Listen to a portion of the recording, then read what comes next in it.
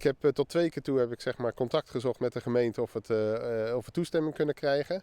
Nou, die gesprekken zijn heel kort. Het antwoord is nee. En sterker nog, ze hebben zelfs een keer het advies gegeven van ga dan maar verhuizen als je zonnepanelen wil. Het is voor inwoners en ondernemers in de Dokkumer Binnenstad haast onmogelijk om legaal zonnepanelen te plaatsen. Er is sprake van een beschermd stadsgezicht. Dat betekent dat er onder het plaatsen van zonnepanelen heel wat hekken en egen zitten, ot het überhaupt mij.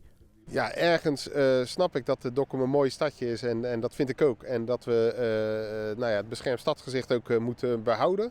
Aan de andere kant, in deze tijd is het gewoon heel belangrijk om te kunnen verduurzamen. En zonnepanelen is daar denk ik een mooi voorbeeld van.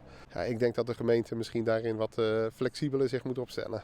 De gemeente Noordwest-Friesland jouwt in een schriftelijke reactie om. Het vergunningsvrij bouwen is binnen het beschermd stads- en dorpsgezicht beperkt mogelijk. Voor zonnepanelen geldt de volgende uitzondering op de vergunningplicht. Plaatsen van zonnepanelen op een achterdakvlak, mits dat dakvlak niet is gekeerd naar openbaar toegankelijk gebied. Betreft het een ander dakvlak of voor het plaatsen van zonnepanelen op een terrein, dan betekent dit dat er een omgevingsvergunning vereist is.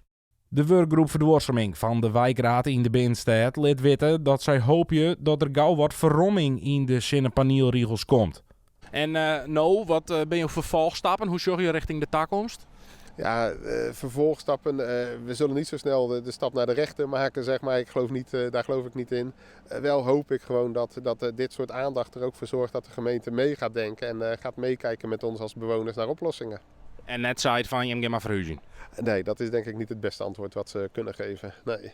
Al wordt er op om zonnepanelen van meerdere inwoners en ondernemers groter, de daken in de Binnenstad bleven in elk geval eerst nog leeg.